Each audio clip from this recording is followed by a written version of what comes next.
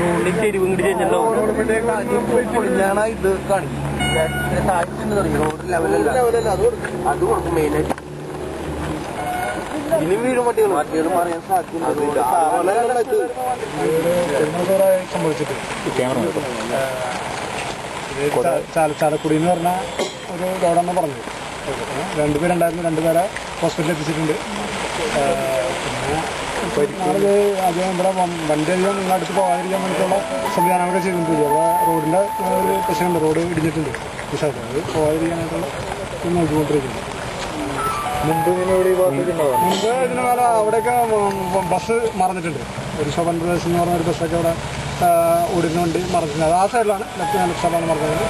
ഈ സൈഡിലാണ് ബസ് ഉണ്ടായിട്ടില്ല. ഇപ്പോൾ അടുത്ത് റോഡ് നന്നാക്കി പോയതാണ്. പക്ഷെ ഒന്ന് ഇടിച്ചിട്ട് പറ്റിയിട്ടുണ്ട്. റോഡ് അടിച്ച് നോക്കിയാൽ നല്ലതാണ്. ഇടിച്ചിട്ട് പറ്റിയിട്ടുണ്ട്. റോഡിൻ്റെയാണ് വന്നത്.